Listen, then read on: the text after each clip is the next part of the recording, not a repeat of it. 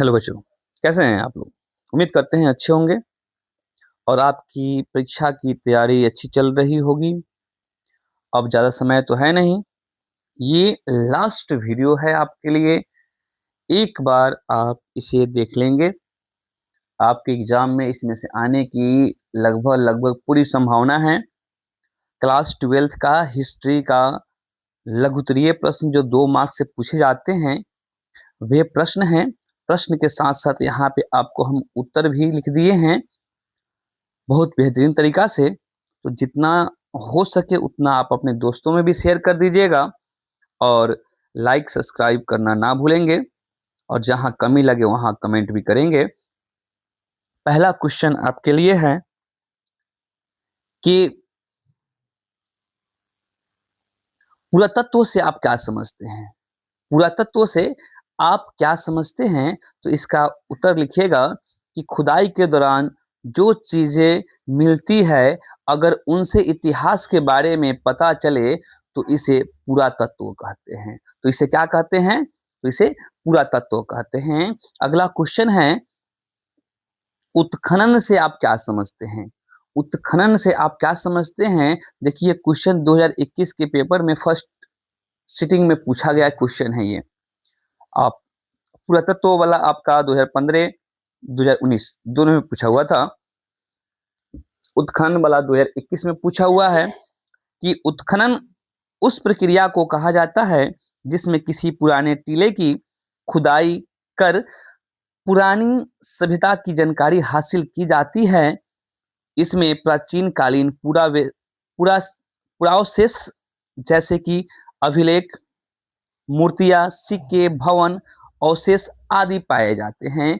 इसे ही हम क्या कहते हैं? उत्खनन कहते हैं। ठीक है, आइए अगला क्वेश्चन देखते हैं। सब क्वेश्चन 2 मार्क्स के लिए है बाबू।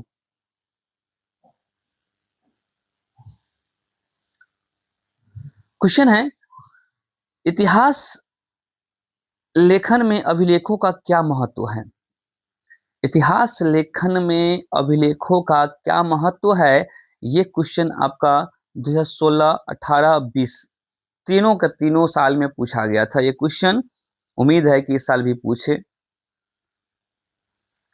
इसका आंसर हो जाएगा कि इतिहास लिखने में अभिलेखों का बहुत महत्व है। प्राचीन काल में जो घटनाएं होती थी, राजा उन्हें अभिलेखों में खुदवाते थे। इन अभिलेखों को पढ़कर हमें उस समय के इतिहास, शासन और समाज के बारे में जानकारी मिलती है। अभिलेख लिखवाने की शुरुआत अशोक ने की थी। अभिलेख लिखवाने की शुरुआत किसने की थी?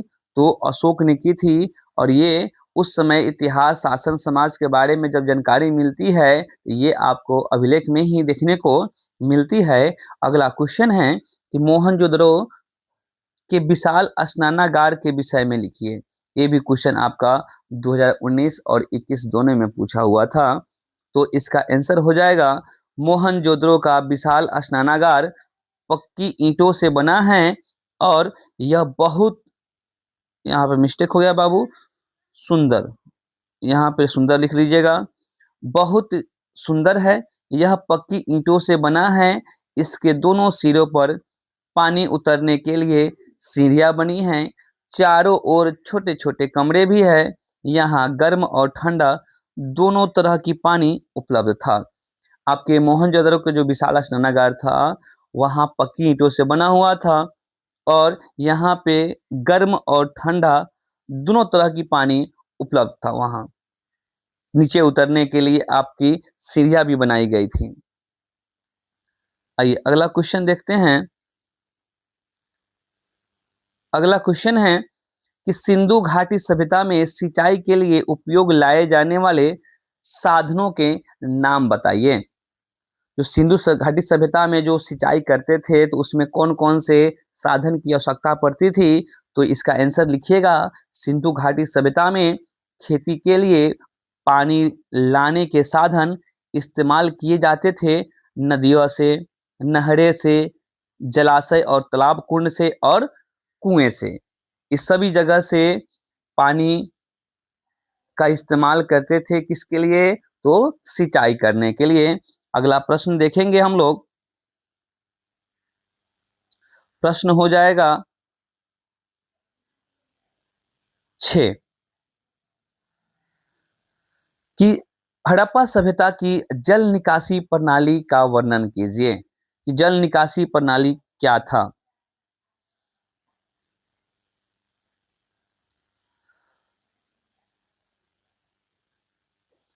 तो इसका उत्तर लिखिएगा, हड़प्पा की खास बात इसकी साफ और मजबूत पानी निकलने की व्यवस्था थी।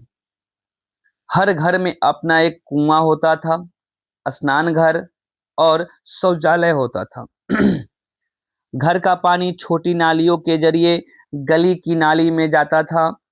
गली की नालियां बड़ी मुख्य सड़क की नालियों से जुड़ी होती थी। ये नालियां ईंट और पत्थर की बनी होती थी और ऊपर से प्लास्टर भी इसका किया जाता था। ये था इसका निकासी की जल निकासी प्रणाली की व्यवस्था। अगला प्रश्न है, ये बहुत ही वीवीआई प्रश्न है आपका। कार्बन ये आता ही आता है, 2023 में पूछा था और लगभग हर साल ये पूछ ही देता है कि कार्बन 14 विधि क्या है। कार्बन 14 विधि क्या है, तो इसका उत्तर हो जाएगा, तिथि पता करने की वैज्ञानिक विधि को कार्बन 14 विधि कहते हैं। तिथि यानी समय पता करने की वैज्ञानिक विधि को कार्बन 14 विधि कहते हैं। इसमें बताया गया है कि किसी भी जीवित चीज में कार्बन 12 और कार्बन 14 समान मात्रा में होता है। जब वह जीव मर जाता है या नष्ट हो जाता है तो कार्बन 12 स्थिर रहता है, लेकिन कार्बन 14 धीरे धीरे कम होने लगता है। जितना कम 14 कार्बन होगा उतना ही वो पुराना माना जाता है। यही आपका कार्बन 14 विधि है। आइए अगला प्रश्न देखते हैं, तेजी में हम लोग कवर करेंगे।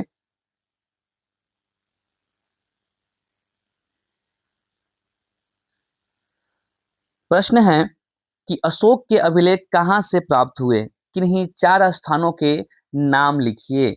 तो इसका उत्तर लिखिएगा, अशोक के अभिलेख विभिन्न स्थानों से प्राप्त हुए हैं। इसमें चार प्रमुख स्थान हैं। लक्ष्मणगढ़ जो कि राजस्थान में है, कांजी उत्तर प्रदेश, दीवार पाकिस्तान, सोमनाथ गुजरात। ठीक है। अगला प्रश्न है, महाजन पदों में से किन्हीं 4 के नाम लिखिए।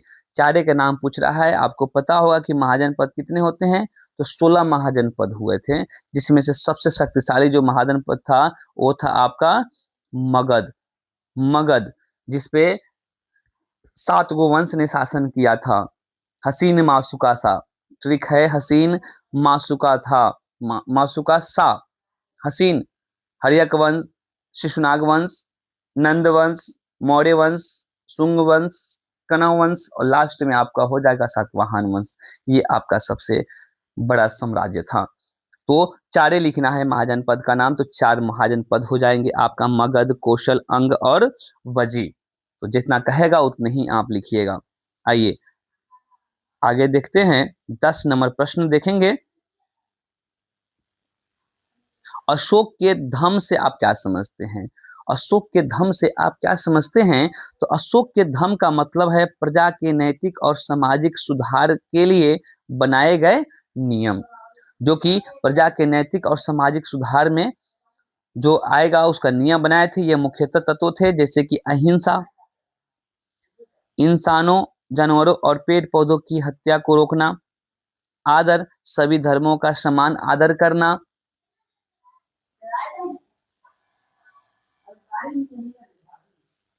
नैतिकता, सही आचरण और नैतिक जीवन जीने पर जोर, सत्य बोलना, लोगों को ईमानदार और सत्यवादी बनाने के लिए प्रेरित करना। ये सारे चीज आपको कहाँ देखने को मिले थे, तो धम्म में मिले थे। धम्म की शुरुआत किसने की थी, तो धम्म की शुरुआत अशोक ने की थी। अगला प्रश्न है कि कलिंग युद्ध का अशोक पर क्या प्रभाव पड़ा था। कलिंग युद्ध का अशोक पर क्या प्रभाव पड़ा था, ये क्वेश्चन 2022 में पूछा गया है।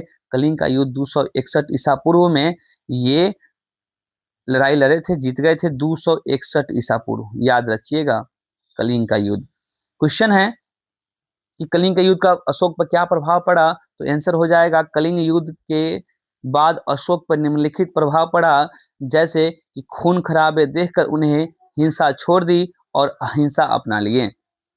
उसने धर्म फैलाना शुरू किया और मांसाहार व शिकार करना छोड़ दिए। अशोक ने बौद्ध धर्म अपनाया और इसे राजधर्म भी बनाया। प्रश्न पूछेगा ऑब्जेक्टिव में कि अशोक ने अपना राजधर्म किस धर्म को बनाया था, तो क्वेश्चन आप लिखेंगे बौद्ध धर्म को। उसने प्रजा की भलाई के लिए कई काम किए। वह बन गए न्यायप्रिय और धर्मपरायण शासक बन गए थे। ये प्रभाव पड़ा था कलिंग युद्ध का।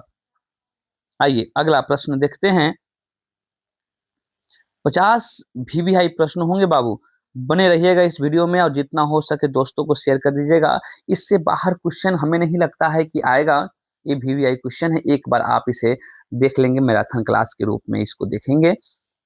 प्रश्न हो जाएगा कि मौर्य साम्राज्य में किन्हीं 4 प्रमुख राजनीतिक केंद्रों के नाम लिखें। तो मौर्य साम्राज्य के 4 प्रमुख केंद्र जो थे वो निम्नलिखित थे, जैसे पाटलिपुत्र, तक्षशिला, उज्जैनी, सुवर्णगिरी।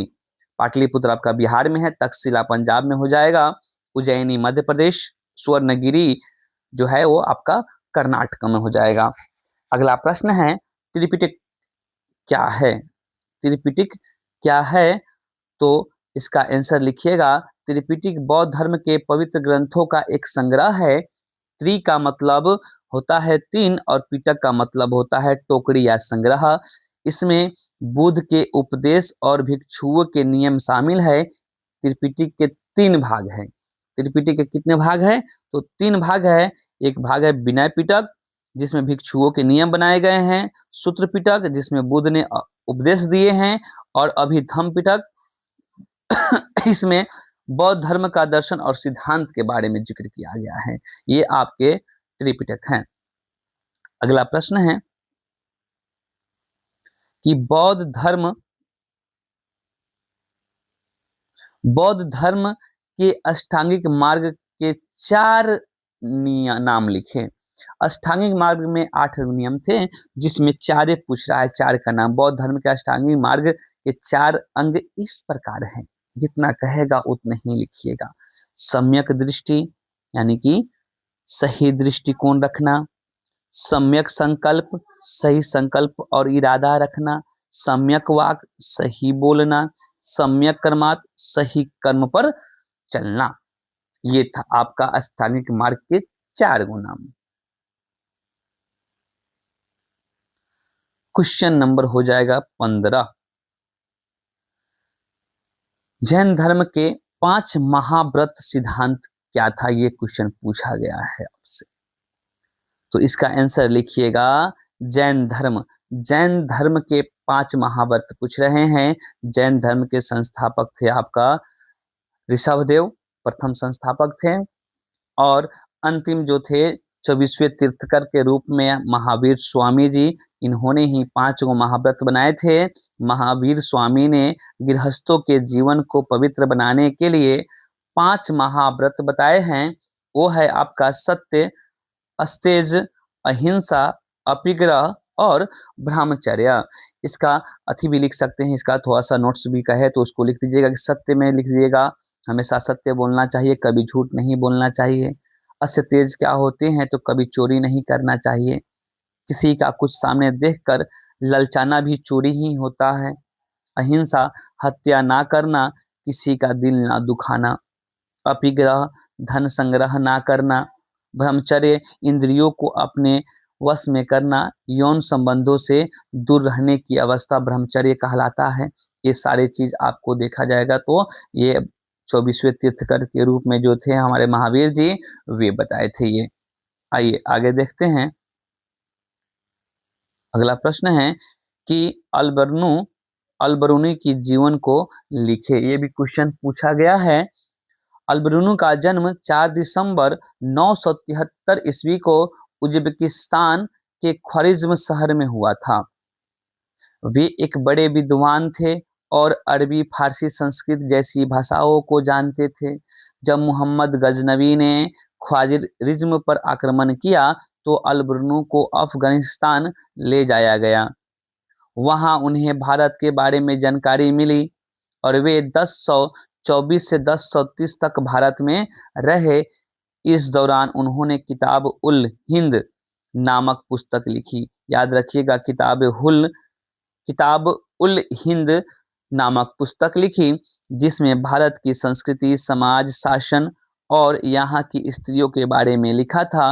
अल-बिरूनी की मृत्यु 1048 में 75 वर्ष की आयु में हो गई थी। इतना लिख दीजिएगा तो नंबर आपका अच्छा खासा आ जाएगा। आइए अगला प्रश्न देखते हैं। प्रश्न है 17 नंबर। इब्न बतूता कौन था? वह किसके शासनकाल में भारत आया था? तो इसका आंसर लिखिएगा कि इब्न बतूता, बतूता सुधार लीजिएगा थोड़ा सा, एक प्रसिद्ध अरबी मुसलमान यात्री और इतिहासकार थे। इब्न बतूता जो थे प्रसिद्ध अरबी मुसलमान और इतिहासकार थे। वे मोरक्को से आए थे। कहाँ से आए थे? मोरक्को से आए थे और भारत में मोहम्मद बिन तुगलक के शासनकाल में आए थे। मोहम्मद बिन तुगलक के शासन में आए थे। मोहम्मद बिन तुगलक के शासन काल में आए थे। इब्न बतूता कहाँ का यात्री था? तो मोरक्को का था। कहाँ का था? मोरक्को का था। अगला प्रश्न है कि सगुण और निर्गुण भक्ति में अंतर बताना है कि सगुण क्या होते हैं और निर्गुण भक्ति क्या होते हैं। तो इसका आंसर लिखिएगा कि निर्गुण और सगुण भक्ति के निम्नलिखित अंतर है। एक में लिख दीजिएगा सगुण, ऐसे पॉइंट बना के ही लिखिएगा बाबू। लिखिएगा कि इस भक्ति में ईश्वर को किसी रूप में माना जाता है। अगर हम किसी रूप में ईश्वर को मानते हैं तो वो सगुण कहलाता है। लोग भगवान को अवतार या मूर्ति के रूप में पूजते हैं, जैसे कि राम, कृष्ण आदि ईश्वर को देखा और कल्पना किया जा सकता है, ये सगुण कहलाता है। सगुण में ईश्वर को हम किसी रूप में मानते हैं, देख सकते हैं, तो इसे सगुण कहते हैं। निर्गुण भक्ति का लिखिएगा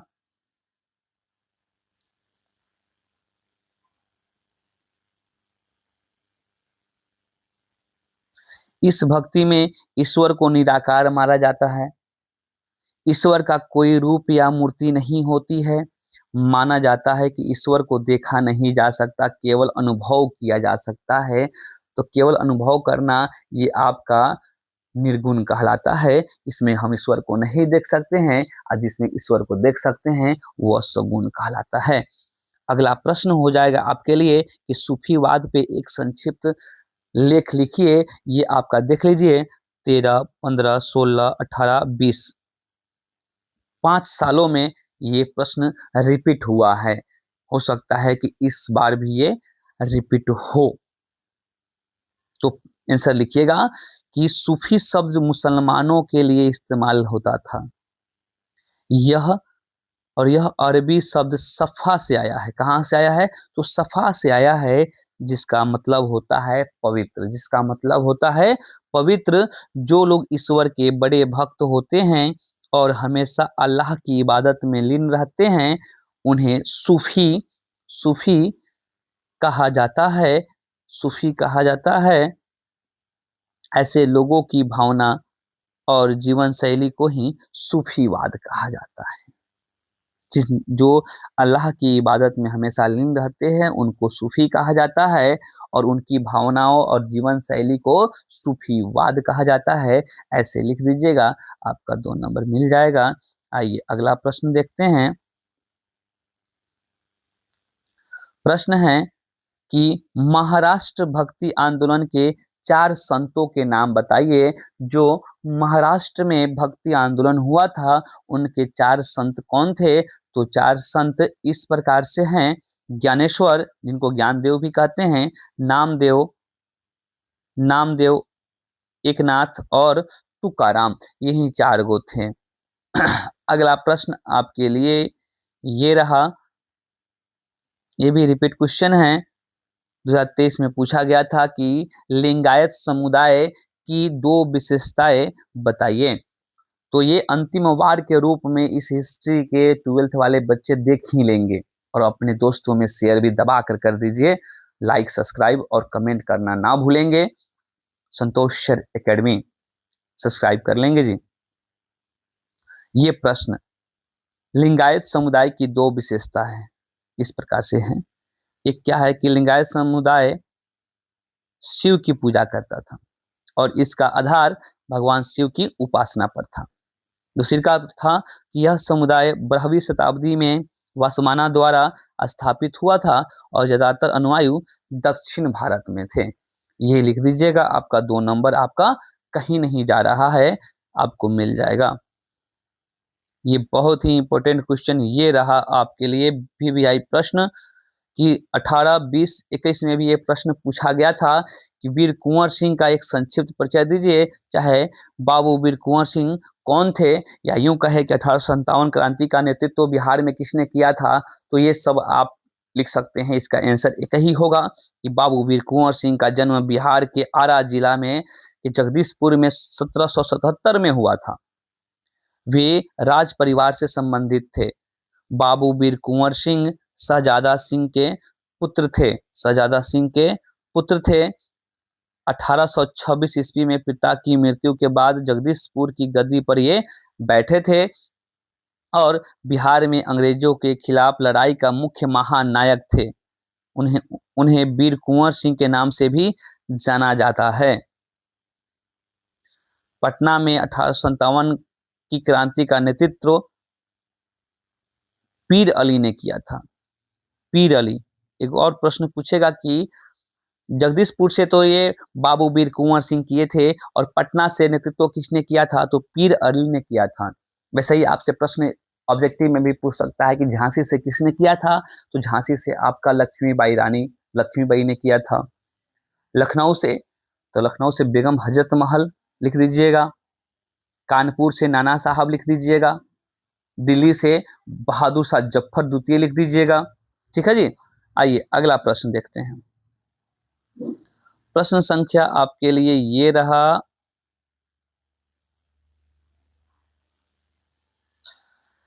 खेड़ा सत्याग्रह क्या है? खेड़ा सत्याग्रह क्या है, तो इसका आंसर लिखिएगा। अहमदाबाद में वर्षा हो जाएगा बाबू, वर्षा ना होने के कारण फसल पूरी तरह बर्बाद हो गया था। लेकिन अंग्रेज कर को सख्ती से वसूला करते थे। कर यानी कि टैक्स को सख्ती से वसूला करते थे, जिससे किसानों की स्थिति बहुत ही ज्यादा खराब हो गई थी। महात्मा गांधी ने किसानों के साथ मिलकर यह घोषणा किया कि जितने भी छोटे किसान हैं वह इस वर्ष लगान की राशि नहीं देगा। यह आंदोलन खेड़ा में हुआ था, इसलिए इस आंदोलन को खेड़ा सत्याग्रह के नाम से जानते हैं। अगला प्रश्न है कि क्रिप्स मिशन भारत कब और क्यों आया था? क्रिप्स मिशन भारत कब और क्यों आया था, तो आंसर लिखिएगा कि क्रिप्स मिशन 1942 में भारत आया था। इसका उद्देश्य द्वितीय विश्व युद्ध में ब्रिटेन को भारतीय समर्थन दिलाना और युद्ध के बाद भारत को डोमिनियन स्टेट्स का प्रस्ताव देना, लेकिन भारतीय नेताओं ने इसे अस्वीकार कर दिया। आप कमेंट बॉक्स में बताएंगे कि द्वितीय विश्व युद्ध कब हुआ था। द्वितीय विश्व युद्ध कब हुआ था?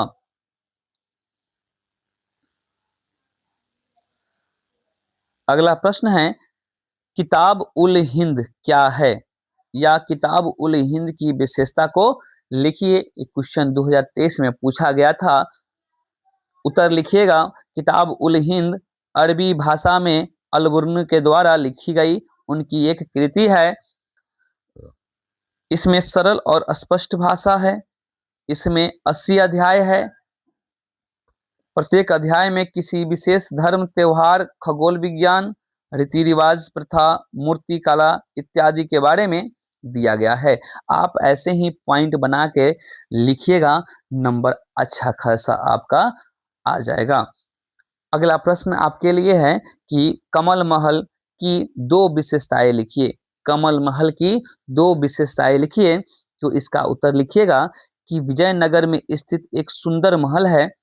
कमल महल कहाँ स्थित है? तो विजयनगर में स्थित है, जिसे कमल महल या लोटस महल भी कहा जाता है। इस महल का प्रयोग राजा और उनके परिवार द्वारा ही किया जाता था। यह एक परिषदीय सदन था और यहाँ राजा अपने सलाहकार से मिला करते थे। ऐसे लिख दीजिएगा। आइए अगला प्रश्न है आपके लिए, ये अस्थाई बंदोबस्त से आप क्या समझते हैं? ये 2020 के प्रथम पाली में पूछा गया प्रश्न है कि अस्थाई बंदोबस्त ईस्ट इंडिया कंपनी द्वारा लॉर्ड कॉर्नवालिस के शासनकाल में 1793 में लागू किया गया था।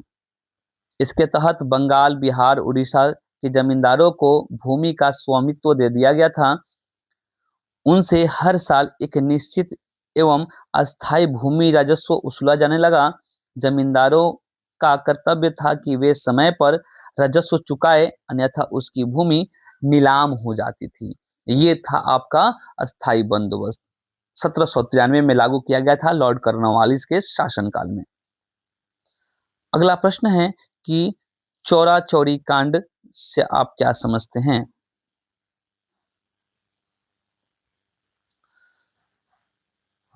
चौरा चौरी घटना क्या थी? तो इसका आंसर लिखिएगा कि 4 फरवरी 1922 को उत्तर प्रदेश के चौरी चौरा नामक स्थान पर आंदोलनकारियों और पुलिस के बीच टकराव हो गया। पुलिस की लाठीचार्ज से गुस्साए किसानों और प्रदर्शनकारियों ने थाने में आग लगा दी, जिसमें 22 पुलिसकर्मी मारे गए थे। यह घटना अहिंसा के सिद्धांत के खिलाफ थी, इसलिए गांधी जी ने असहयोग आंदोलन तुरंत वापस ले लिए थे। ये प्रश्न है कि आपका एक ऐसा भी प्रश्न पूछेगा कि असहयोग आंदोलन गांधी जी ने वापस क्यों ले लिया, तो इसका उत्तर भी आप यही लिख सकते हैं। चौरी चौरा जो है ये उत्तर प्रदेश का एक स्थान है, वहीं पे आंदोलन हुआ था, जिसमें पुलिस और आंदोलनकारियों के बीच में, किसानों के बीच में ये लड़ाई लड़ी गई थी, जिसमें लाठीचार्ज से किसान और प्रदर्शनकारी थाने में आग लगा दिया, जिसमें 22 गो पुलिसकर्मी मारे गए थे। इसलिए गांधी जी ने इस आंदोलन को वापस ले लिए थे।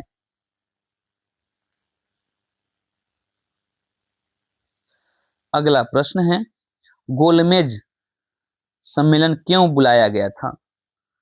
गोलमेज सम्मेलन, तो गोलमेज सम्मेलन ब्रिटिश सरकार ने भारत की संवैधानिक समस्याओं का समाधान खोजने और नए संविधान की रूपरेखा तैयार करने के लिए बुलाए थे। आजादी की बढ़ती मांग, सविनय अवज्ञा आंदोलन और राजनीतिक अस्थिरता के कारण अंग्रेज भारतीय नेताओं से बातचीत करना चाहते थे। विभिन्न समुदायों जैसे हिंदू, मुस्लिम, दलित, सिख और रियासतों के राय जानने के लिए 1930 से 1932 के बीच में 3 सम्मेलन हुआ था। प्रथम सम्मेलन जो गोलमेज हुआ था वो 1930 में, फिर द्वितीय 1931 में और तृतीय 1932 में हुआ था। याद रखिएगा।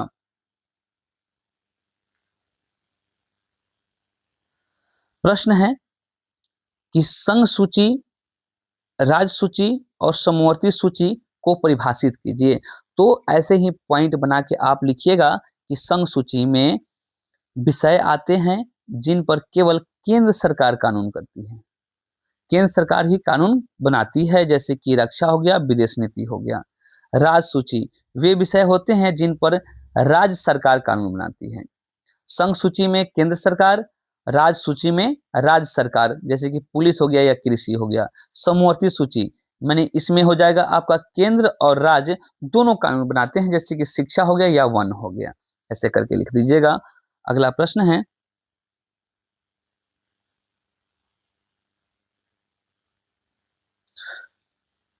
झूम खेती क्या है?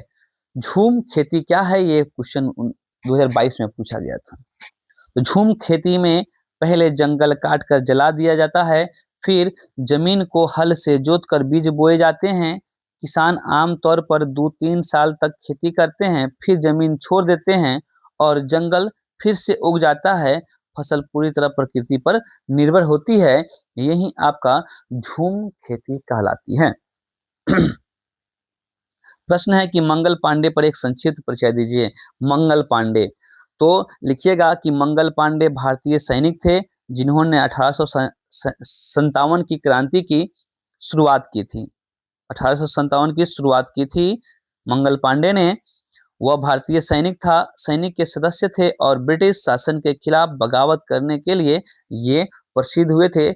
यही मंगल पांडे जो है वो छावनी में जो है वो बंदूक की जो होती थी ना, चर्बिस वाला लगा कारतूस कारतूस चर्बिस वाले कारतूस, उसी के खिलाफ ये क्या किए थे, आंदोलन किए थे। ये भी आपका 1857 की क्रांति से जुड़े हुए प्रश्न हैं कि तात्या टोपे कौन थे, उसकी मृत्यु कैसे हुई, 2022 में ये भी पूछा गया था। तो आपका प्रश्न हो जाएगा कि तात्या टोपे 1857 क्रांति के वीर सेनापति थे। इनका असली नाम रामचंद्र पांडुरंग भट्ट था।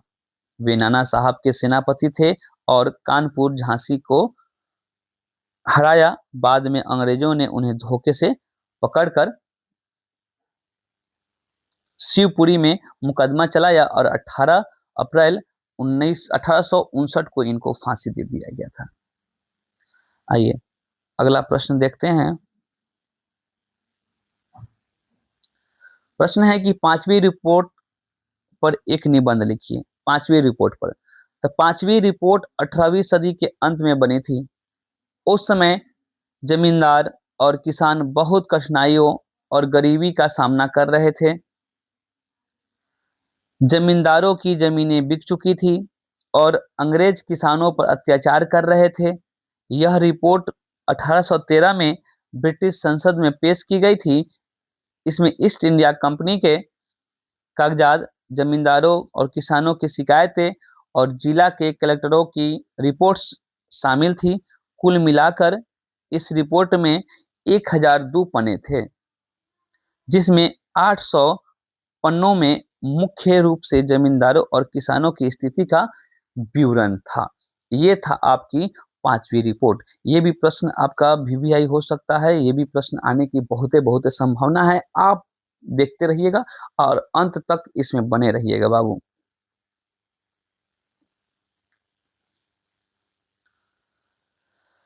प्रश्न है दक्कन विद्रोह पर एक संक्षिप्त टिप्पणी लिखिए। दक्कन विद्रोह, तो दक्कन विद्रोह 1875 में पुणे और अहमदाबाद के कुछ जिलों में हुआ।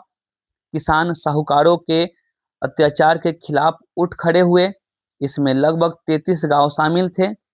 इस विद्रोह में किसी की हत्या नहीं हुई और किसान केवल साहूकारों के शोषण के दस्तावेज नष्ट करना चाहते थे। यही आपका दक्कन विद्रोह था। अगला प्रश्न है कि हड़प्पा सभ्यता को कांस्य युग की सभ्यता क्यों कहा जाता है। तो हड़प्पा सभ्यता को कांसा धातु का प्रयोग, हड़प्पा सभ्यता में कांसा धातु का प्रयोग सर्वाधिक किया जाता था, इसलिए हड़प्पा सभ्यता को कांस्य युग की सभ्यता कहा जाता है। ऐसे ही लिख दीजिएगा। आइए अगला प्रश्न देखते हैं हम लोग। ये बहुत ही इंपॉर्टेंट क्वेश्चन है आपके लिए कि मौर्यकालीन कला और स्थापत्य का वर्णन करें। तो मौर्य काल के शासकों ने कई स्तूप, गुफाओं और स्तंभों का निर्माण करवाया। मौर्य कला और स्थापत्य में अशोक का काफी महत्वपूर्ण योगदान है। अशोक ने 84,000 स्तूप बनवाए। सारनाथ में स्तूप का निर्माण अशोक ने करवाया था।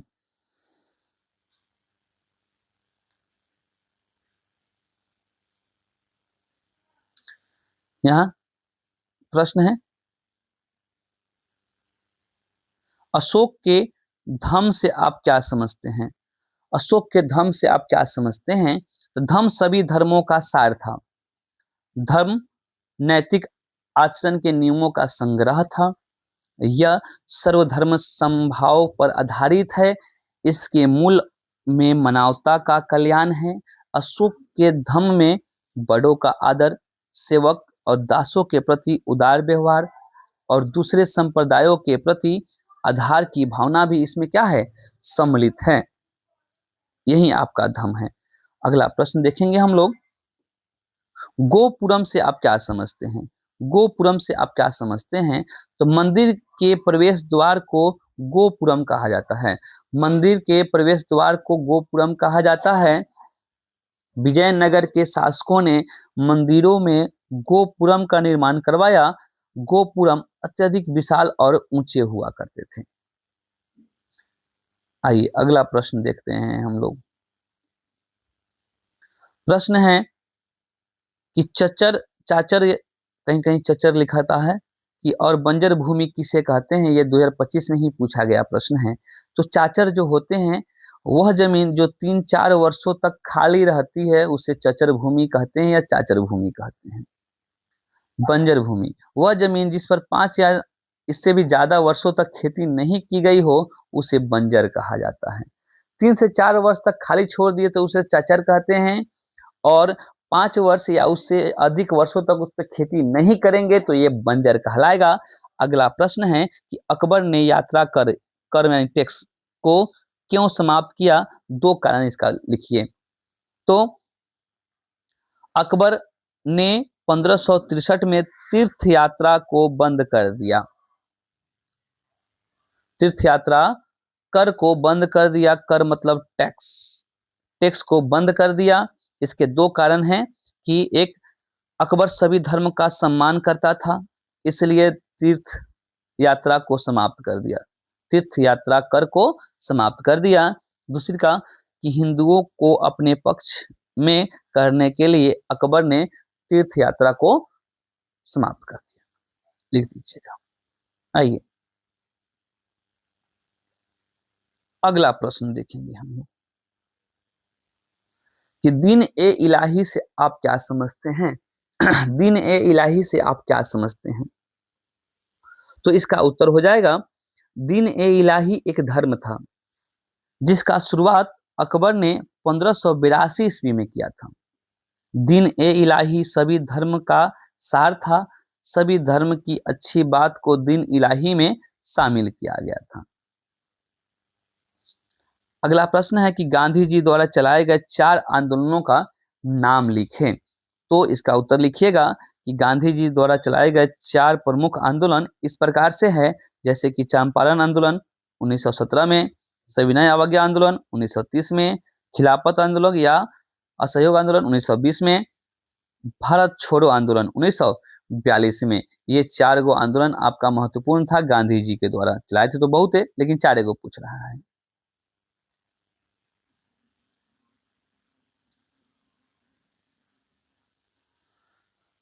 प्रश्न है कि महानवमी डिब्बा क्या है। तो उत्तर लिखिएगा, महानवमी डिब्बा विजयनगर का एक प्रमुख और सुंदर महल है। यह शहर के सबसे ऊंचे महलों में से एक है जिसकी ऊंचाई लगभग 40 फीट है। इसका निर्माण तुलु वंश के शासक कृष्णदेव राय ने करवाया था। विदेशी यात्री डेमिनगॉस ने इसे विजय का भवन कहा था। विजय का भवन कहा था, ऐसे ही लिख दीजिएगा। प्रश्न है कि अकबर के 9 रत्नों का नाम लिखिए। तो लिखिएगा, अकबर के दरबार में 9 रत्न थे जो विभिन्न क्षेत्र में माहिर थे। सब कोई अलग अलग क्षेत्रों में माहिर थे। कौन कौन थे। तो ये आपका हो जाएंगे बीरबल, अबुल फजल, तानसेन, राजा मान सिंह टोडरमल, अब्दुल रहीम खान खाना खाने खाना, हामिद हुमान, मुला दो प्याजा और फैजी। ये 9 गो रत्न थे। 9 रत्न इनको कहा जाता है। 9 रत्न अकबर के दरबार में।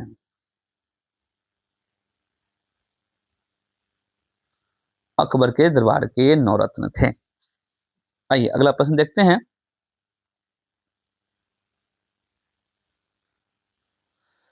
मुगल काल में निर्मित 4 स्थापत्य कलाकृतियों के नाम लिखिए। 2020 में ये पूछा गया प्रश्न है। तो मुगल काल में निर्मित 4 स्थापत्य कलाकृतियां निम्न थी। मुगल काल जो कि 1526 से लेकर 1857 तक ले ये मुगल काल था, ठीक ना। उसमें आपका था बुलंद दरवाजा जिसको अकबर ने बनाया था, लाल किला शाहजहां के द्वारा बनाया गया था, ताजमहल शाहजहां के द्वारा और बीबी का मकबरा औरंगजेब के द्वारा बनाया गया था। ये 4 गो खूबसूरत मुगल काल में इमारत है, कलाकृति का एक सौंदर्य रूप देखने को मिला था। अगला प्रश्न है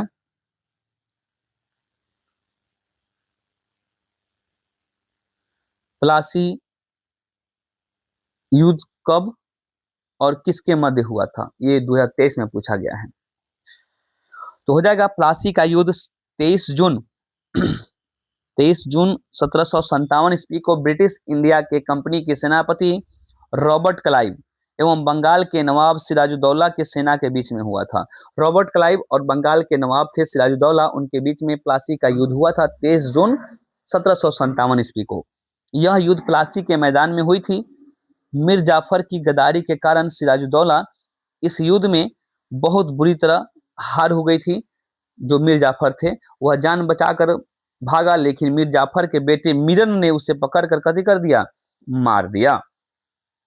आइए अगला प्रश्न देखेंगे। विश्व के 7 आश्चर्यों के नाम बताइए। तो विश्व के 7 आश्चर्य निम्न हैं, जैसे कि आगरा का ताजमहल, चीन की दीवार, पिसा की मीनार, रोम इटली का कोलोसियम, मिस्र का pyramid, statue of liberty, Acropolis of Athens जो कि ग्रीस में पड़ता है। ये 7 गो आश्चर्य है, विश्व के 7 आश्चर्यों में के ये है आपका। आगे आइएगा।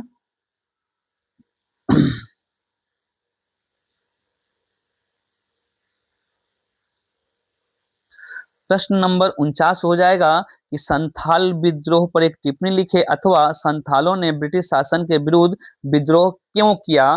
तो उसका उत्तर हो जाएगा कि जब सरकारी अधिकारियों, जमींदारों, व्यापारियों तथा महाजनों ने संथालों पर अत्याचार और शोषण किया, जिसके विरुद्ध संथालों ने एक विद्रोह का आरंभ किया, इसे ही संथाल विद्रोह कहा जाता है। यह विद्रोह 1855 से 56 के बीच में हुआ था, जिसका नेतृत्व सिद्धू और कान्हू ने किया था। सिद्धू और कान्हू दोनों भाई थे, इन्होंने किया था। लास्ट प्रश्न देखेंगे बाबू इस महामैराथन क्लास का। इतना उम्मीद बनाएं कि इस वीडियो को पूरा अंत तक आप लोग देखा, इसके लिए बहुत बहुत धन्यवाद। इसमें से आपका प्रश्न रहेगा ही रहेगा, इतना यकीन माने। प्रश्न है कि 1857 की क्रांति के असफलता के 4 गो कारण क्या था, कैसे असफल हुआ था? तो इसके लिखिएगा कि 1857 की क्रांति का असफलता के 4 गो कारण निम्न था। एक था क्रांति का समय से पूर्व होना, यानी क्रांति की तिथि था 31 मई 1857, लेकिन यह 10 मई को ही आरंभ हो गया था। योग्य नेतृत्व का अभाव 1857 की क्रांति में अलग अलग जगहों पर अलग अलग लोगों ने नेतृत्व किया, देश स्तर पर कोई नेतृत्व नहीं किया था। अगर देश स्तर पर सब कोई मिलकर नेतृत्व करते तो शायद 1857 में ही हमारा भारत आजाद हो गया रहता। देशी राजाओं का अंग्रेजों का सहयोग, बहुत सारे देशी राजाओं ने अंग्रेजों को कथी किया था? सहयोग किया था, क्योंकि अपनों ही अपनों को घात पहुंचाते हैं। सीमित संसाधन, अंग्रेजों से लड़ने के लिए भारतीयों के पास संसाधन का अभाव होना, ये था आपका 1857 क्रांति का असफल होने का कारण। लिख दीजिएगा और जितना हो सके शेयर तो करवे कीजिएगा और लाइक सब्सक्राइब कर दीजिएगा। और कैसा लगा वीडियो आप बताइएगा कमेंट बॉक्स में। मिलते हैं फिर अगले वीडियो में। धन्यवाद और best of luck for your exam.